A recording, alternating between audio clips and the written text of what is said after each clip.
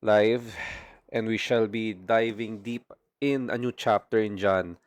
So again, as a gentle reminder, yung mga hindi pa nagdi-devotional, hindi pa nagbabasa ng Bibles nila, yung mga kapatid natin that haven't spent time with the Lord Jesus Christ to pray, to ask Him for guidance, to ask Him for wonderful things na pwede niyang i-lead ka, please. Alis muna sa live na to, mag-pray muna, mag-devo ka muna, spend time with the Lord Jesus Christ. And tandaan niyo mga kapatid, ulit-ulit ko lang sasabihin to, I am not, and again, I am not telling you to never come back to this life. Ang sinasabi ko lang po, yung mga kapatid ko, kayo, na hindi pa nakakapagbasa ng Bible, hindi pa nakakapag-devotion time with the Lord, kahit isang Bible verse lang, kahit prayer lang, saglit lang kay Lord, pag hindi nyo pa nagagawa yun, but you have all the time to be online, chronologically, and in the entirety of your life, please, it's time for you to put your phone down, get your Bible, and pray to Jesus Christ. But napakahalaga nun, mga kapatid. If I were to encourage you to just stay in this life and not read your Bible for your own, then I wouldn't be serving the Lord. I'd be serving myself. And napakahirap nun. I am not here to make you what? Cling to me, mga kapatid. Hindi ko gusto na sa akin kayo dumepende. Hindi ko gusto na, alam niyo yun, na sa akin nakalaan yung study nyo. Kailangan kayong mag-study on your own. You have to read the Bible on your own. You have to seek the help of the Holy Spirit. Si kuya nyo, kami ni ate nyo, my wife, we are just additional tools na pwedeng tumulong sa inyo. Additional brothers and sisters in Christ na pwede kayong matulungan. So please, I am gonna be encouraging all of you before we start and pray, kung sino pa dito yung hindi pa nakakapag-devo for the day, sino pa hindi pa nakakapagbasa ng Bible for the day, sino hindi pa nakakapag-pray sa Panginoong Jesus, sige na, go ahead muna kayo. Go ahead and pray to the Lord. Alis muna kayo dito, balik na lang kayo later kapag ka nakapag-pray na kayo, kapag ka nakasama nyo ng Panginoon, kapag ka nakausap nyo na siya. Kasi kung walang ganun, anong sense mga kapatid that you're watching here? If I cannot encourage you to read your own Bible, if I cannot encourage you to pray to Jesus Christ, if I cannot encourage you to build a relationship with Him, para saan pa po ang ginagawa ko? Our goal here is for you to be able to study the Bible. Yes, tulungan namin kayong maaral niyo yung Bible. And at the same time, for you to eventually have your walk with Christ on your own with Jesus. Para pagdating ng time na ready ka na mag-serve sa church, ready ka nang mag-follow through, ready ka nang mag-commit, hindi ka na maging dependent lang. And I would love to see you here always. Don't get me wrong. So again, last reminder to before we proceed and pray. Lahat ba nakapag-devotional na? Lahat ba nakapagbasa na ng Bible? Lahat ba nakapag-pray na sa Panginoong Jesus? May relationship ba tayo sa Kanya? Kayo ba, kinausap nyo na siya today? Nagpasalamat ba kayo na gumising kayo today? If not, baba mo muna yung phone mo saglit. Balik ka dito after. Mag-pray ka muna, magpasalamat sa Panginoon. Alright? So, now we're on John chapter 8. Pero as always, before we begin, let us all feel the presence of our Lord Jesus Christ. Kailangan muna natin mag-pray to seek guidance. Especially po, kay kuya nyo ako, I need the Lord Jesus Christ to help me, to guide me through the Holy Spirit, to speak through me, to be a vessel. Okay, let's all close our eyes. Let's all close our eyes and feel the presence of our Lord Jesus Christ. Dear Heavenly Father, Panginoon, Lord Jesus Christ, through the Holy Spirit, we ask that you guide everyone that is here right now who is watching this, Panginoon. May you ask them, Lord, and convict them, Lord, to hear your words, Lord. Ikaw po ang mangusap dito, Panginoon. Gawin mo akong vessel, Lord. I am nothing without you, Lord Jesus Christ. I cannot find the right words without your help, Panginoon. I need your help, Lord. We declare here and we rebuke the enemy, Lord, who is going to try to put a lot of attacks on this live, to try and do many things in this live, Panginoon, to confuse, to diffuse, and to distract my brothers and sisters who are here, Lord. Panginoon, please watch over them through the light that you gave us through Jesus Christ. And Lord Jesus Christ, we pray that everything be said here through Scripture, that my brothers and sisters have their Bibles beside them or their Bible apps open so that they can evaluate and see and weigh in Scripture everything that we are going to share, Panginoon. And Lord, ikaw po ang mangusap dito, ikaw po ang magsalita, lagay mo ako sa iyong pahan at likuran, kami po ng asawa ko, Panginoon. May you use us as your vessels for today to do this live stream for everybody but most importantly to you. Lord, I know marami pong dinadala yung mga kapatid ko ngayon in their hearts. In every facet of their life may problema, Lord. Panginoon, may you remind them of your promise in Psalm 23 that you are our shepherd, that we do not need anything else except you because you know what we need before we even ask. And Lord Jesus Christ, as we pray, as we ask for your guidance through this series in John chapter 8. May you remind us of your mighty name. May you remind us of the salvation you gave us, Panginoon.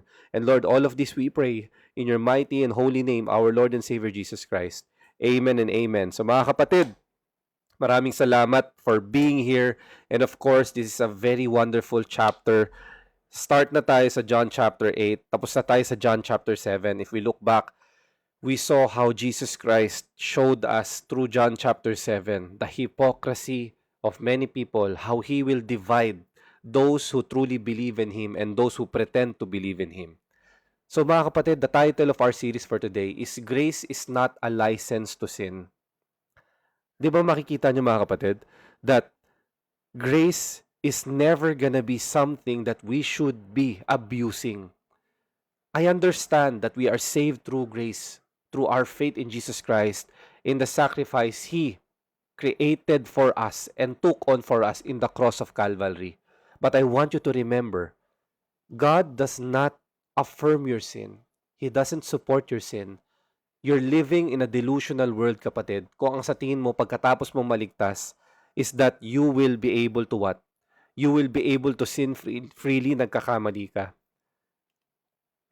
Meron tayong tatlong key focuses dito mga kapatid. Everybody look at your phones. 3 key focuses. Number 1, sin is serious before God. Number 2, hypocrisy loves exposing others. And number 3, these 3 points will lead us to Jesus gives mercy and calls repentance. Ito yung nakakalimutan natin. Pagkatapos tanggapin ang Panginoon, anong ginagawa? Nothing. Diba? Continuing, bearing fruit that is rotten. Nothing. There's not a transformed life. I'm not making legalistic points here, mga kapatid. Sinasabi ko sa inyo, why is it that when you accept Jesus Christ as your Lord and Savior, you are just so freely wanting to commit immorality, sin? Bakit parang mas magaan sa loob mong gumawa ng kabalastugan ngayong Christian ka na? And I'm not condemning you, ganyan ako dati. Tandaan nyo mga kapatid, these 3 points must stay together. We must understand that sin is serious para di nyo makalimutan yung awa at salvation na binigay sa atin ng Panginoon. Sometimes we talk about mercy, but we forget about repentance.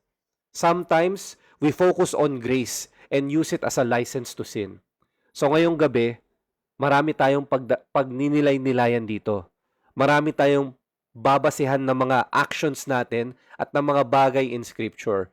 So ang tanong ko sa inyo, if you truly accepted Jesus Christ as Lord and Savior with all your heart, with all your mind, and with all your soul, bakit nga ba tayo nagko-compromise pa rin? Bakit nga ba tayo hindi tumatakbo sa bisyo, sa mga taong yan, sa mga impluensya? Bakit tayo madaling mag-instill ng hate towards others online and offline? Why are we judgmental? Why are we what? Hypocritical towards the things that we tell other people not to do, but we do it behind closed doors. So yan ang i-explore natin dito mga kapatid. Important note lang, okay? Of course, as your kuya, as someone who studies the Bible and the Scripture, ayokong maligawan kahit na sino. That's why I tell you every day, read the Bible for yourself. Research online. Napakarami ng tools, mga kapatid. Napakaraming readily available manuscripts online, both the Greek and Hebrew manuscript, the Torah in Hebrew, the Tanakh, the Septuagint, the Greek translation of the Old Testament, the Codex Sinaiticus, nandyan na lahat online, libre basahin. So there's a disclaimer I want to tell you. Before we go into John chapter 8, tandaan nyo yung John chapter 7 verse 53 until John chapter 8 verse 11, hindi nyo siya makikita minsan sa ibang versions ng Bible, naka-footnote siya or naka-bracket siya. Bakit? Kasi maraming early Greek translations and manuscripts, nawala ito. Meron din namang meron. But most of the most earliest transcriptions ng mga early New Testament Greek manuscripts, hindi ito makikita.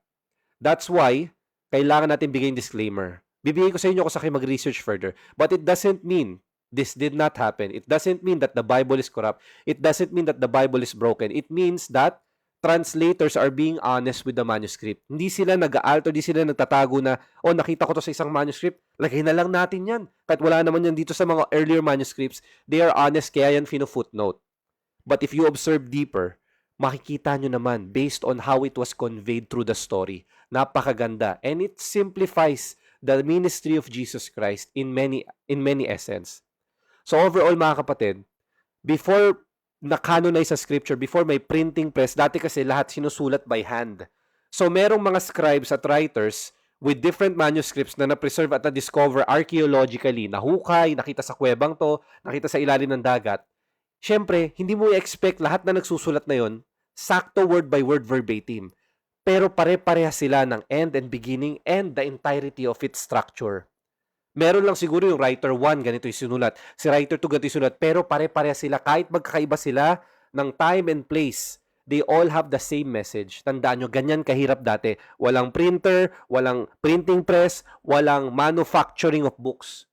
Tandaan nyo, kaya ngayon ang ginagawa ng mga Bible scholars, kino-compare nila yung mga nahuhukay na fragments ng New Testament at Old Testament. Kino-compare nila, tinatranslate, inaayos, at kinikriticize nila. Siyempre, yan ang utos ng Panginoon. Hindi ka pwedeng basta may nakita ka manuscript dyan, nahukay mo, ito na yung totoo. Ang dami mong iba nahuhukay. You have to scrutinize it, evaluate.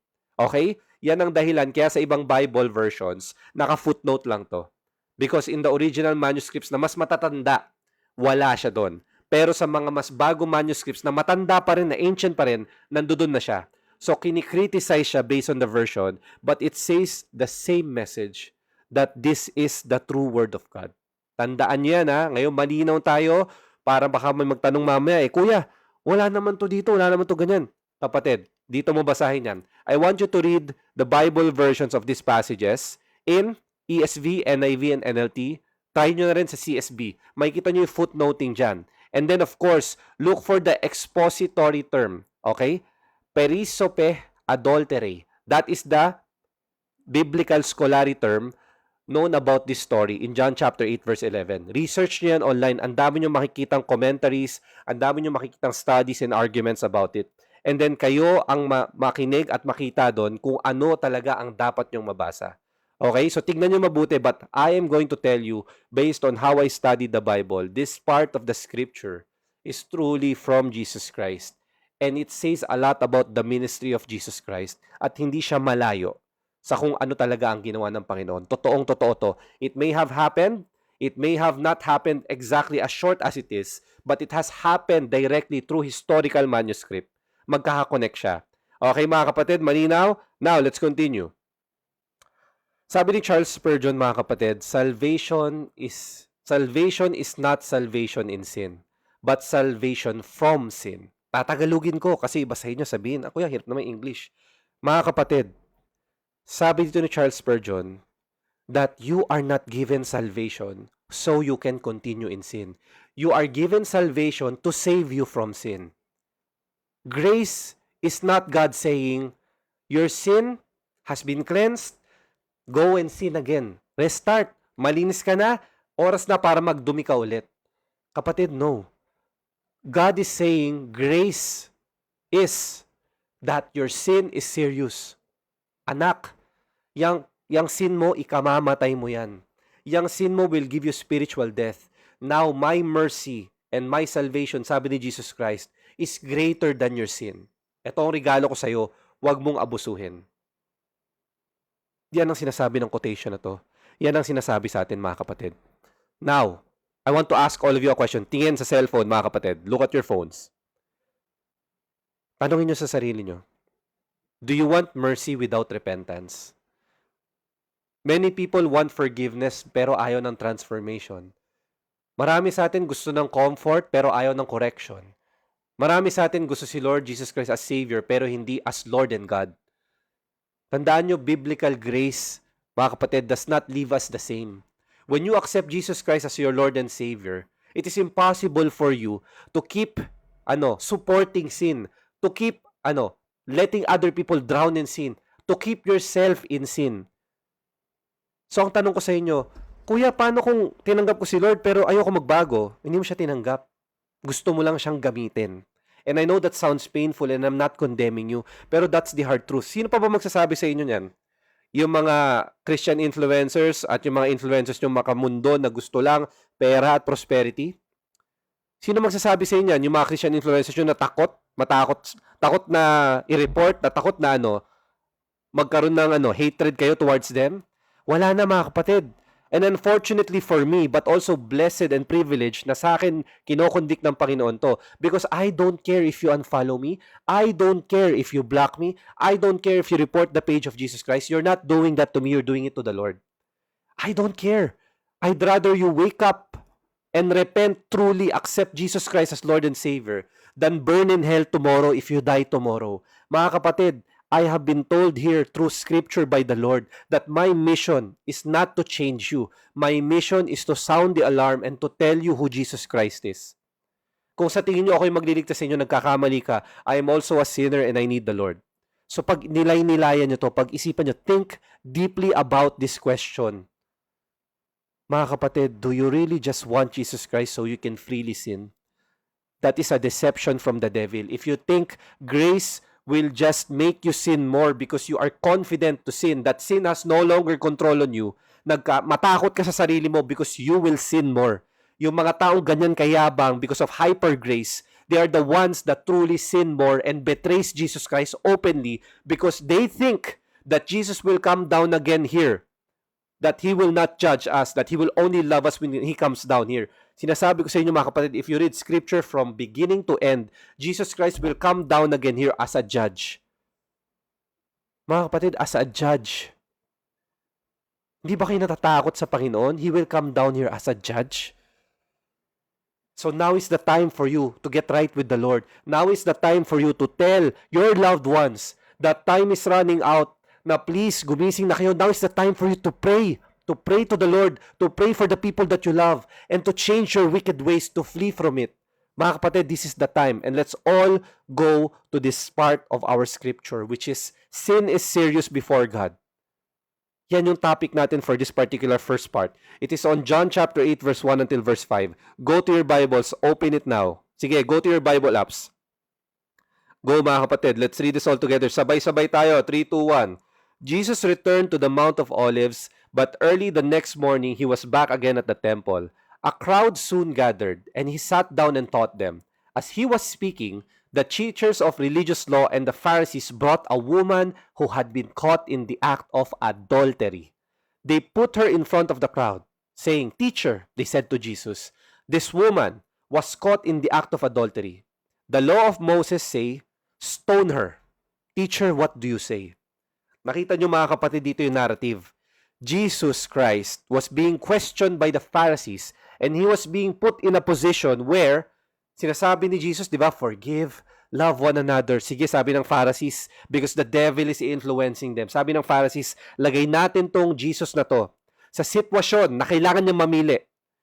Kailangan niya mamili to be a judge or to be loving. Tignan niyo yung ginawa ng Panginoon. Anong sabi niya mga kapatid dito? If we look at this, adultery is a very serious, it is a very heavy crime during this time. Actually, until now, tinone down lang ng demonyo ngayon sa modern society and culture na pag adulterer ka, yung iba proud pa. Yung iba proud pa kasi sikat sila, viral sila. Yung iba proud pa na adulterer sila. Tinone down niya ni Satanas ngayon. Kaya yung mga batas natin, mas mababa na yung kapatawaran, mas mababa na yung judgment towards adultery. Pero dati mga kapatid, napaka-dangerous niyan. Tandaan nyo, sexual immorality and adultery is you breaking your covenant not just to the person you married, not just to the person that you say your one flesh is, but to God. Kaya ganyan siya ka-heavy. And let's dive deeper. What is adultery? Mga kapatid, adultery means adultery and adultery of the heart, sexual unfaithfulness, romantic unfaithfulness, covenant-breaking sin. The Greek word used for this is mekoia. Mga kapatid, mekoia meaning adultery or sexual unfaithfulness. In Scripture, adultery, hindi yan private mistake mga kapatid. Covenant-breaking yan, matindi yan, sobrang bigat niyan. And I want you to remember this word. Ano bang kaparusahan sa adultery before? There's a Levitical law stated in Leviticus, in Exodus, in Deuteronomy, na may kabayaran ang adultery. Tingnan nyo mga kapatid. Look at your phones right now. May table dito. Let's look at it on a culture and time frame. Before, history speaking, as a history professor, before, okay, Levitical, Jewish time, Levitical laws, Leviticus chapter 20, verse 10, adultery is equivalent with the punishment for stoning to death.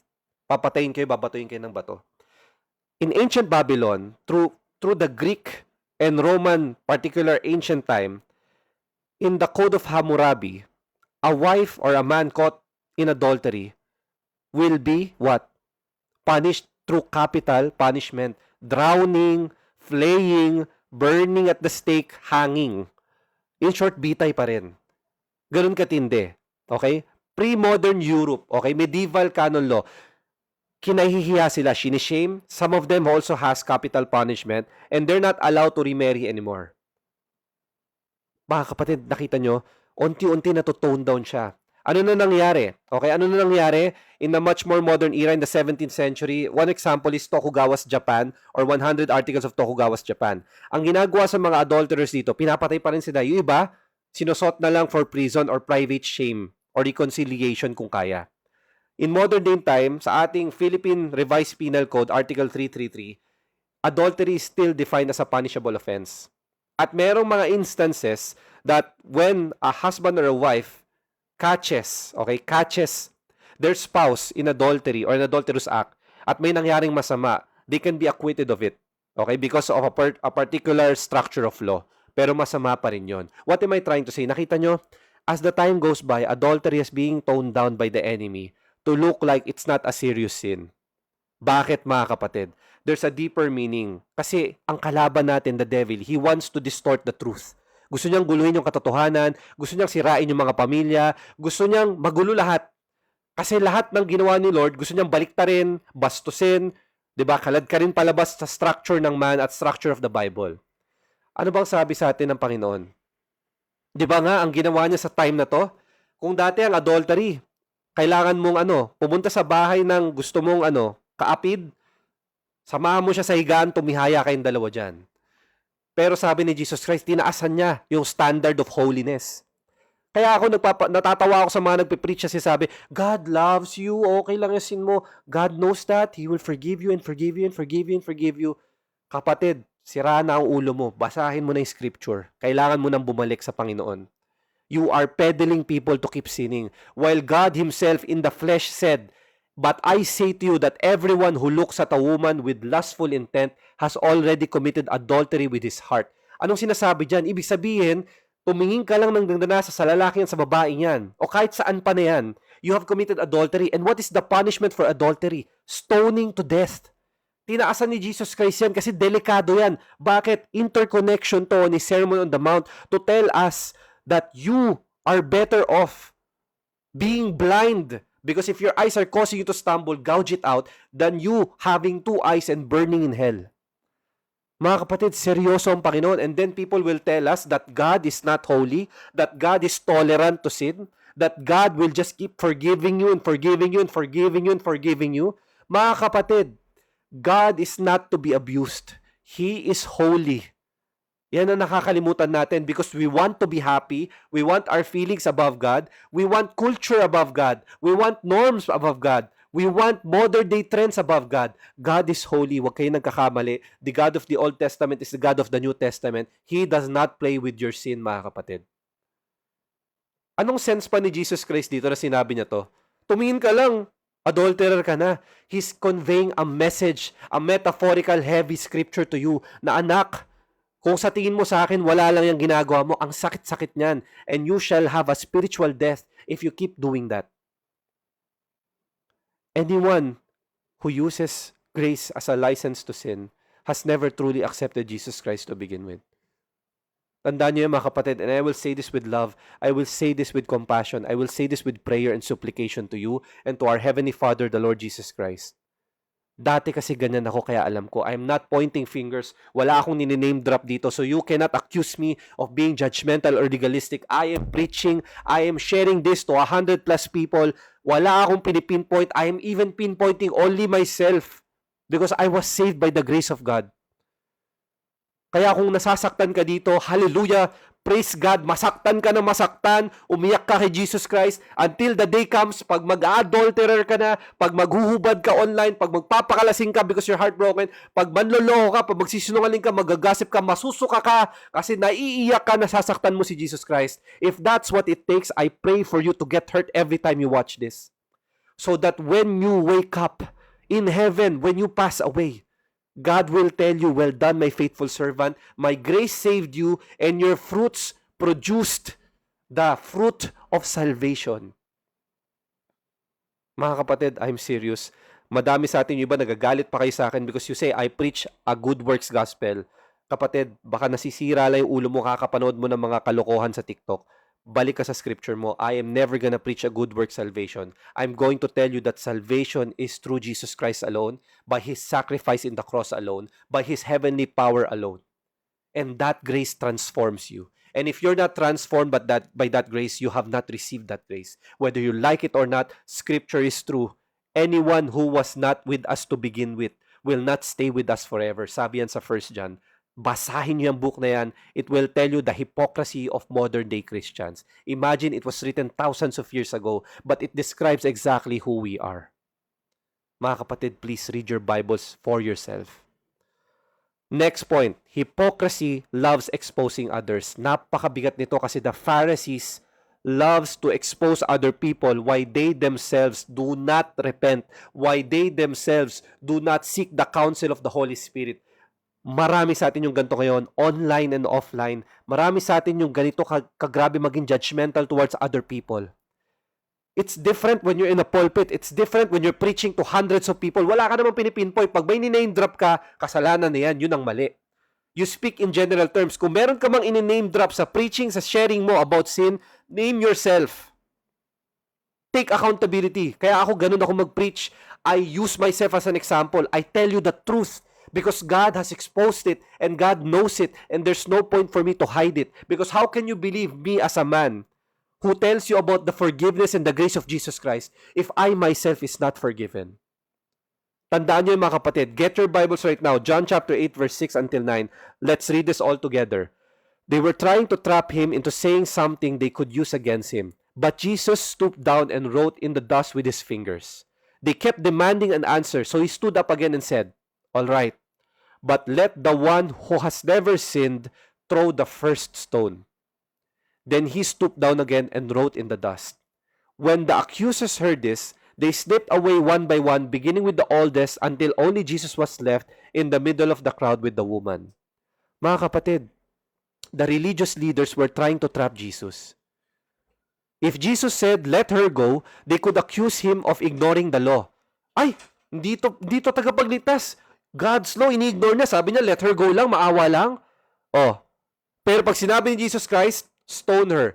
Sasabihin nila, para pala tong Roman, walang mercy. Hindi talaga to yung Diyos. Nakita nyo, ginagawa ng mga Pharisees? Napakamasama, di ba? But Jesus stooped down and he wrote something on the dust and on the ground. Maraming speculation ko ano yun. Basahin nyo na lang online, mga kapatid. And the statement exposed everyone. Sabi ni Jesus, yes, this woman, this adulterer is not innocent. Totoo. Ibig sabihin, sinabi niya sa lahat, makasalanan tong babaeng to. Pero, in-expose niya rin yung kasalanan ng lahat ng tao. Sino man sa inyo ang walang kasalanan, sige, batuhin niyo siya una. Patas, walang bias, lahat nakikita ng Panginoon.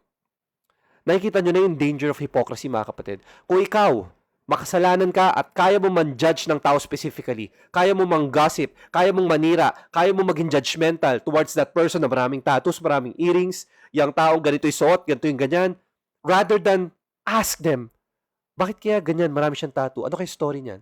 Bakit kaya marami siyang ganito? Bakit kaya ganito kinakain niya? Bakit kaya mabisyo siya? Bakit kaya parpur siya ubad? Bakit kaya? Kausapin ko yung kapatid to, ask this person, how can I pray for her? How can I pray for him? Mga kapatid, this is the danger that God is warning us about. At tingnan nyo ito, mga kapatid. Shaming others or panghihiya sa ibang tao ay hindi nakakapagbigay sa iyo ng kahit na ano. Tandaan nyo, wala. Tandaan nyo, wala yan. And that is why I told you, when you speak towards other people in a one-on-one setting, in a counseling, in a group, in a church setting, when you speak to them directly to a person, be careful what you say. Ay, yung taba-taba mo na. Oh, ikaw din, mukha kang Buddha. Oh. 'Di ba? Ang sakit, 'di ba? Rather use your words na, uy, kamusta ka ngayon kapatid? Anong balita sa'yo? How's your prayer life? Is there anything I could pray for you? Kamusta yung pinagdadaanan ng pamilya mo? Balitaan ko ganito yung nangyari sa'yo. Kamusta? Why do you look at their outward appearance? I'm not saying you're perfect at lagi mo ito magagawa, but what I'm trying to tell you, kapatid, tandaan nyo, you are going to be given a chance to rebuke them with love, but make sure that when you rebuke them, love doesn't stray away. Even us in the pulpit, even us in these platforms, in preaching, I always tell people, before I give rebukes, I tell them why this rebuke is necessary, and I tell them that me myself is part of that rebuke. I rebuke that to myself as well. Hindi po ako nagmamalinis. Palagi tayong ganyan. Because you have to take accountability for your own actions. Katulad ng ginawa ni Jesus Christ. Yes, sinabi niya, this adulterous woman is sinful, pero kayo rin. O ngayon, sinong walang sin? Throw the first stone. Yun yung ibig sabihin yan. Hindi ibig sabihin, you cannot preach about this. Hindi ibig sabihin, you cannot convict others towards sin. Hindi ibig sabihin, you cannot ask them to pray and repent. There's a difference, mga kapatid. Tandaan nyo, there's a big psychological factor towards shame. Modern day studies, itong Tangnay 1992, it's a published medical article. Shame proneness, or yung mga taong madalas hinihiya ng pamilya, kamag-anak, kapatid, kaibigan, kaklase, katrabaho, ka-church, yung mga taong dumadaan sa shaming, they develop a certain particular mindset of blame shifting, anger and hate, uncontrolled mechanism towards blame shifting, telling people na hindi, lagi sila nagmamalinis because all their life they've been blamed. So ang tanong ko, if you have been here, tandaan nyo, this is not just of your own doing. Even Adam, di ba, bliname niya si Eve. Sabi niya, it's the woman you gave me, Lord. Instead of taking accountability that he should have been the one who stopped her from eating that fruit. Nakikita niyo mga kapatid, this stems from a deeper problem and an influence of the devil. So ang gagawin nyo, when you see someone being shamed, comfort them, pray for them. Ask them to have an understanding heart. And if you are a person who likes to shame others, repent. Tigilan mo na. You are not perfect. No matter what they did, leave it to the justice of God. Leave it to Jesus Christ who saw it.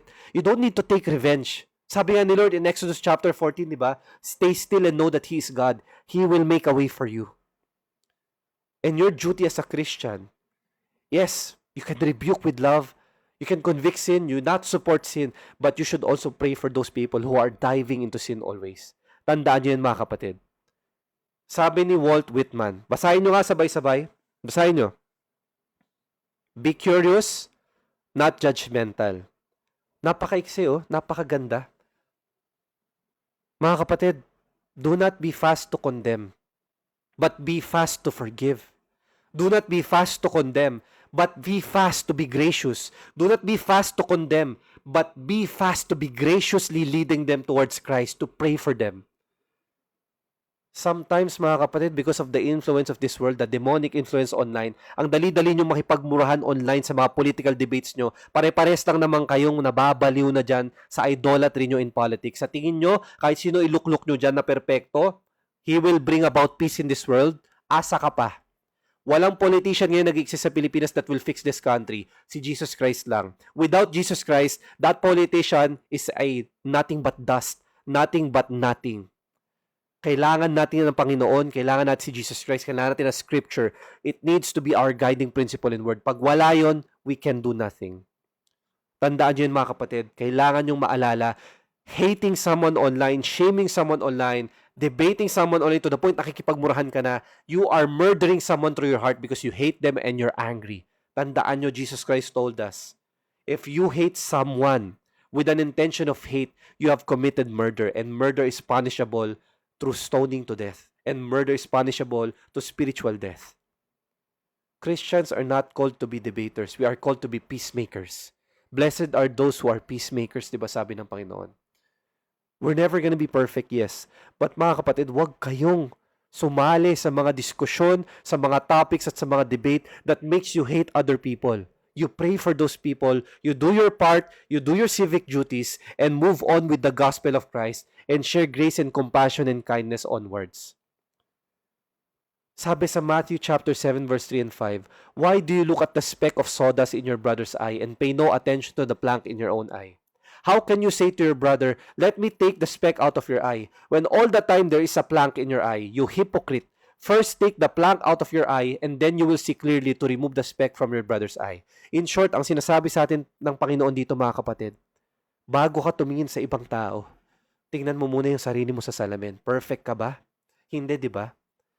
All the more, kaya ka nga maging gracious, kaya ka nga maging mas matpatawad, kaya ka nga dapat magpatawad, magmahal, umintindi, maging patient. Kasi ikaw mismo, marami ka rin kabalastugan at kasamaan sa puso mo. But God is gracious to you. But God is patient towards you.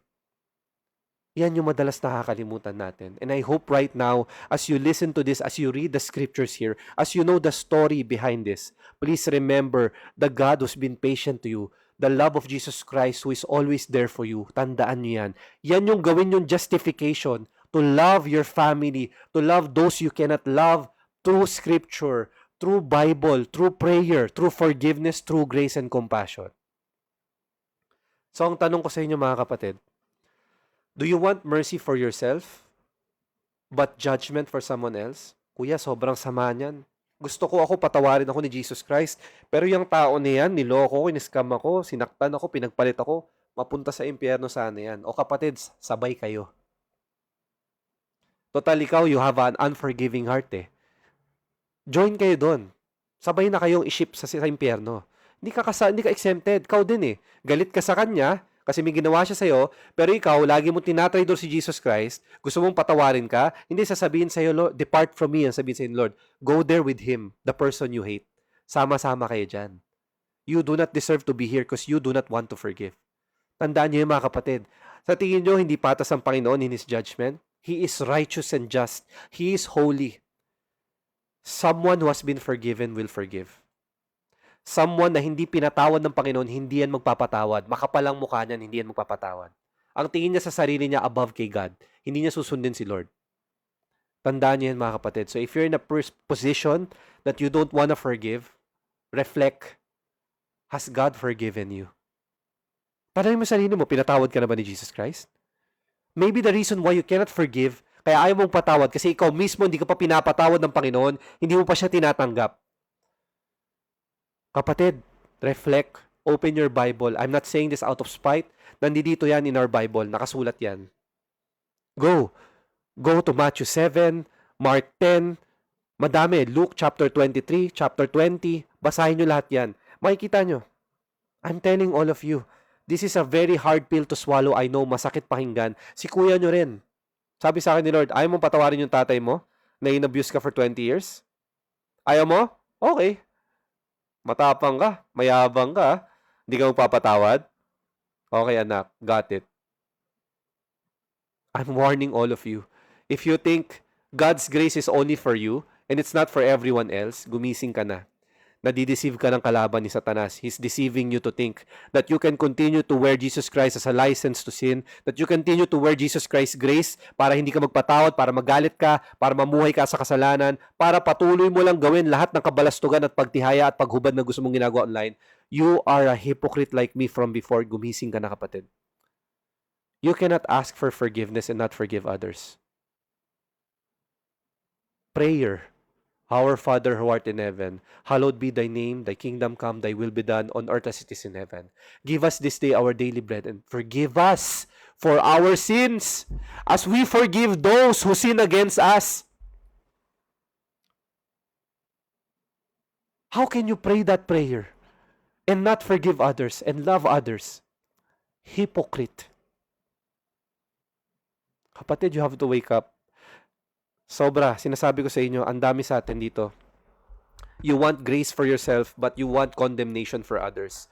You are gonna wake up in a fiery furnace. Sinasabi ko sa inyo, if you want to condemn others, but you want to be saved, woe to you, you worker of iniquity. Bakit ko alam yan? Ganyan ako dati. I want the grace of God, but I want condemnation for my enemies. I want the grace of Jesus Christ, but I want my father to rot in hell. I want the grace of Jesus Christ, the blessing of Jesus Christ, but I want others that I hate to never receive it. That is not the grace of Jesus Christ. That is the grace of Satan. The grace of Jesus Christ is something that you want to give to the worst person you ever know.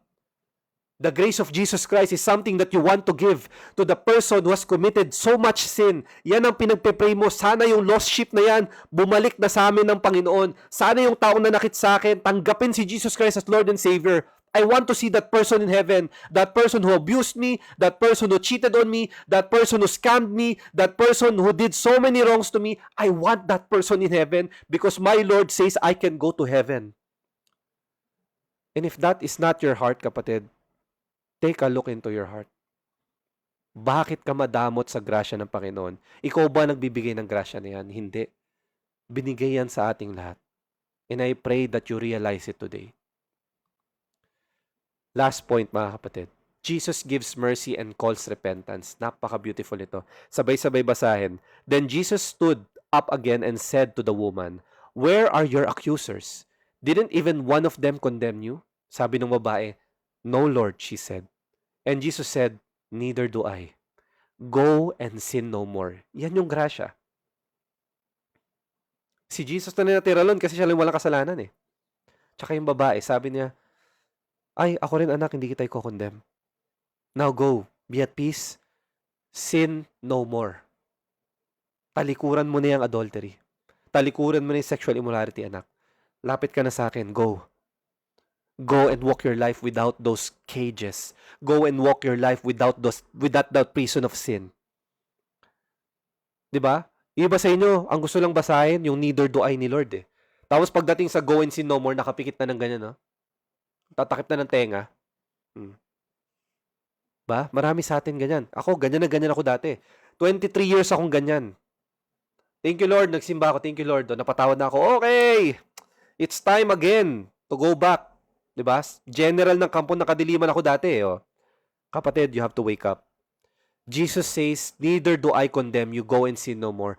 This is one of the most beautiful balances in Scripture. Jesus does not condemn this woman, but He also does not affirm her sin. He gives mercy, then calls her to leave sin. Mga kapatid, God is holy. Kaya kanyang patawarin, yes, but He's gonna call on you na wag mo na siyang lokohin. Go and sin no more. And I'm not gonna tell you that we're gonna be perfect after we accept Jesus Christ as Lord and Savior. But the important thing is, the more you accept Christ, the more that you will sin less. Hindi ka magiging sinless. Sin less. Mas oonte. Mas mababawasan, mas makakatakas. Hindi mo na masisikmura kasi alam mo nakatingin sa'yo ang Panginoon na nagligtas ng buhay mo. Ngayon ang tanong ko sa inyo mga kapatid, how do you understand what it means to read sin no more? The Greek term that is used here is meketi hamartane. It means to not continue sin, stop living in sin. Yan yung ibig sabihin niya. Tagalugin natin, tumigil sa kabalastugan, tumigil sa kasalanan, tumigil sa tihaya, tumigil sa paghuhubad online, tumigil sa pagpo-fornicate, sa masturbation, tumigil sa lahat ng yan. Kapatid, tumigil. Hindi nagkamali si Lord. Di sinabi na, tigil ka muna ngayon, tuloy mo ulit bukas. Hindi. Takbuhan mo na. Lumayo ka na. Paano ka lalayo? Lumapit ka kay Lord. Magbasa ka ng Bible. Makipag-counseling ka. Pumunta ka sa church. Seek all the support you can get. If you need therapy, medical help, professional help, go. Research about it. Read your scriptures. Hindi kasi kayo takot kay Lord. Hindi nyo kasi alam kung anong capability ng Panginoon. This is the God who is capable to command the armies of Israel to commit war against other countries, to pillage other countries who have committed so much wrong to the people of Israel. This is the God who can flood the earth. This is the God who can fierily smoke the earth. This is the God that can snap His fingers and destroy everything. Hindi nyo ina-acknowledge yun kasi gusto nyo, mahal lang ako ni Lord, mahal. Kapatid, when He comes down here the second time around, we will all face a Jesus Christ that is different from the one who came down here from the flesh. Different in a way, not because He changed, but because He's gonna show you His true power, His holiness, His rightfulness and judge. being adjudicator and judge at the same time, the God of the Old Testament and the New Testament, He will be in front of us in His full glory. So anong gusto mo? Mahuli ka ni Lord, buba siya rito, nakatihaya ka dyan sa hindi mo asawa? Gusto mo yon? May God have mercy on your soul if that's what you want. You have to repent, you have to pray. Kapatid, there's a person waiting for you, praying for you. Yung future asawa mo, okay? O yung tao na kailangan nagbabago para sa'yo, that person is praying for you. At ikaw, anong ginagawa mo? You're cheating and adultering that person that you haven't met yet. Most importantly, you're committing a sin towards God. Binebetray mo si Jesus Christ. And now is the time for you to realize this. So, ang tanong ko sa inyo mga kapatid, do you use grace to repent or do you use grace to excuse your sin? Kailangan yung gumising. Alin dito? Alin dito, kapatid? Alin? Heart check. Which one? Sabi sa Romans chapter 6 verse 1-2, well then, should we continue to sin so that grace may abound? Or so that grace can grow? Tingnan nyo, exclamation point, sabi ni Paul, by no means, of course not. Hindi. Kapatid, namatay ka na in sin. How can you continue to live in it? Tinanggap mo si Jesus Christ. Diba? The oldest gun, the new is here. Parang hindi ako sure. You have to wake up. You have to understand.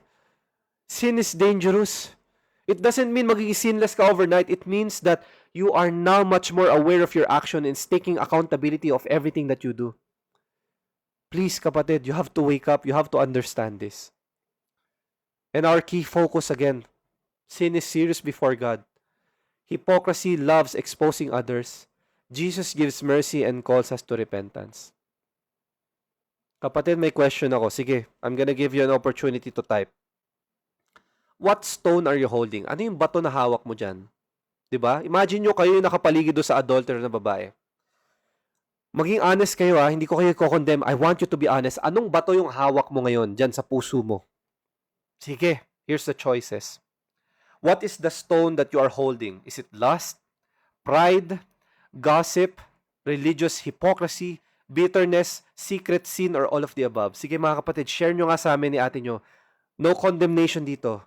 Walang condemnation. Sige, share nyo sa amin mga kapatid.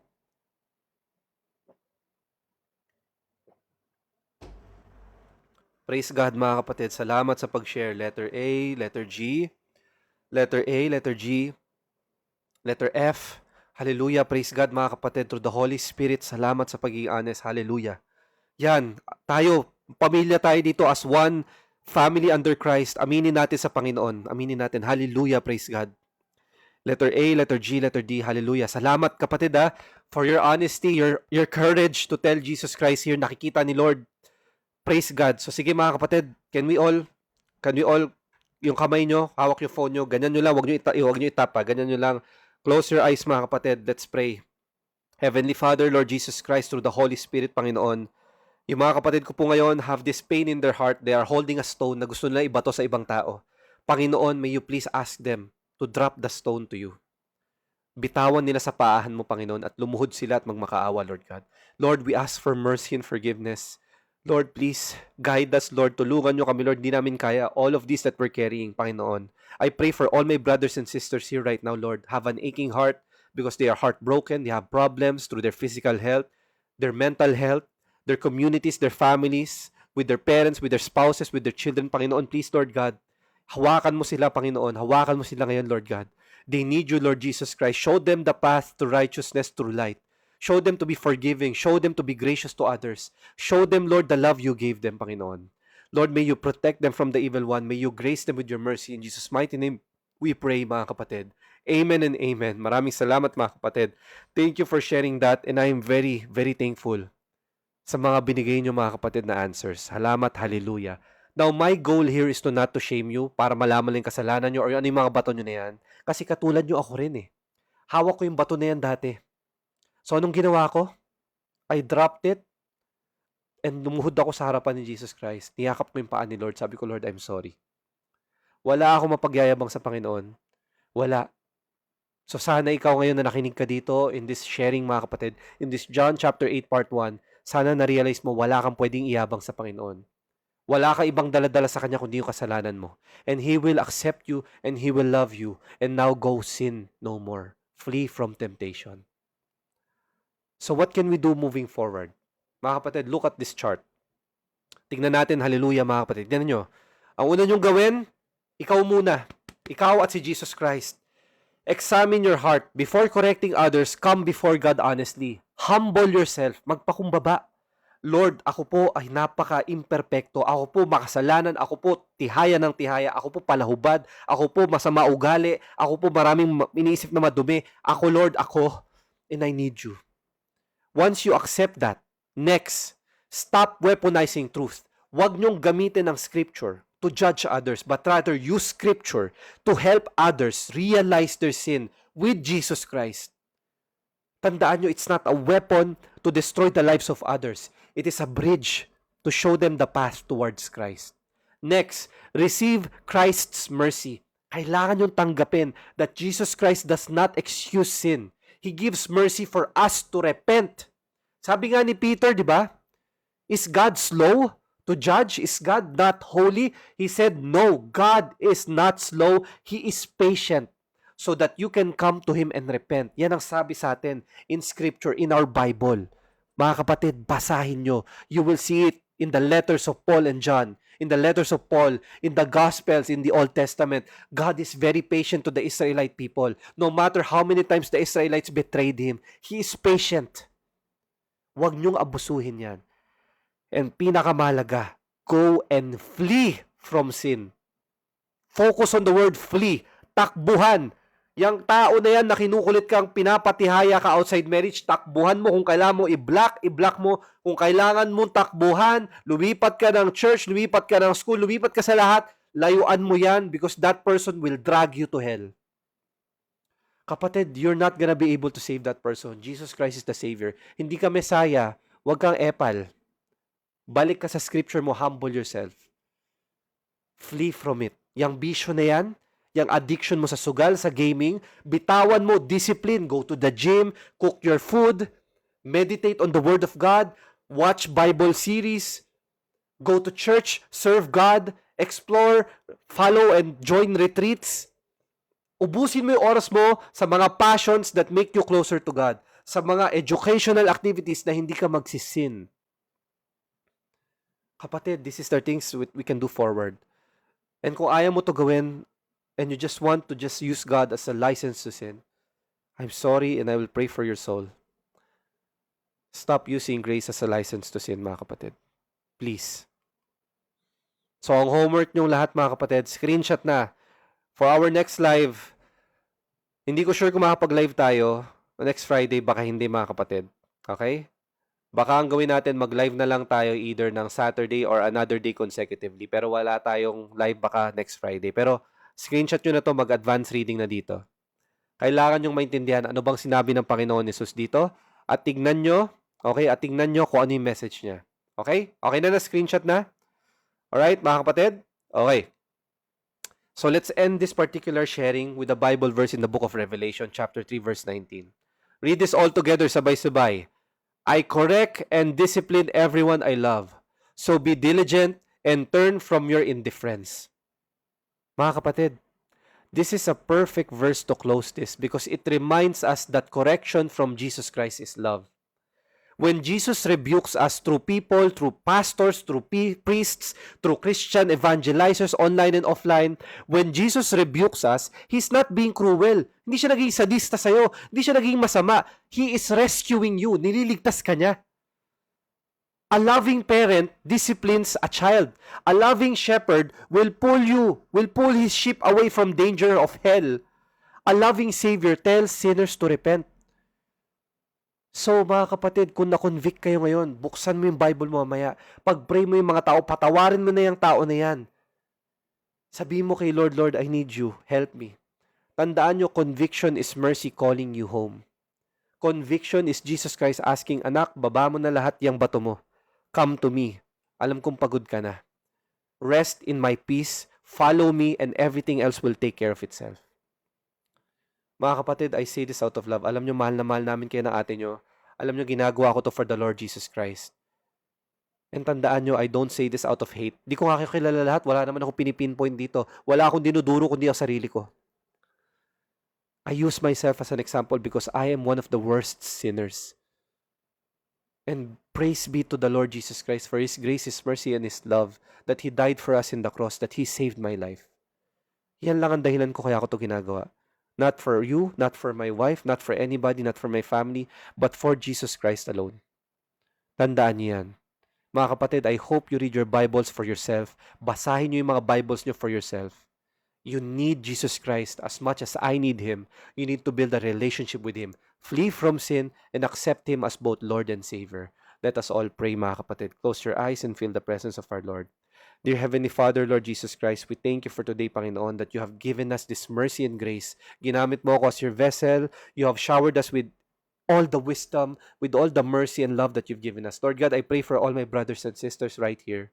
Some of them are confused. Some of them are lost. Some of them are in heartache. Some of them are grieving. Some of them are worried. Some of them are panicking. Some of them have problems with mental health. Some of them have no money. Some of them have no provisions. Some of them are sick, physically and mentally, spiritually. Some of them are looking for a purpose. Lord Jesus Christ, may you remind them that you are the way, the truth, and the life, that no one comes to the Father unless through you. May you remind them that they are a new creation, as you said in 2 Corinthians chapter 5, verse 17. Remind them that the old is gone, the new is here. That we live for you. That it is no longer I who live, but Christ in us, Panginoon. Panginoon, please, i-guide mo sila to the path of righteousness, not to be in idolatry, not to be in sin, but to flee from it and to seek you. Lord, I pray for all of them and the people that we care for, this platform of yours, and everything that you will shall be done, Panginoon. Maraming salamat po. May you protect them from the evil one. May you guide them all the days of their life. And may you convict them through the Holy Spirit to read your Bible every day, Panginoon, to pray for you, to talk to you, and to build a relationship with you, our Lord Jesus Christ. And all of this we pray under the mighty name of our Lord and Savior, the majestic, the powerful name, the gracious at ang mamaawain, mamahalin na pangalan ng Panginoong Yesus. In Jesus' mighty name we pray. Amen and amen. So mga kapatid, as we end this series, I will give you, of course, yung palaging reminder sa inyo ng kuya nyo. Ano yun? Magbasa ng Bible, flee from sin. It is not enough lang na nakatingin kayo dito sa akin. Kailangan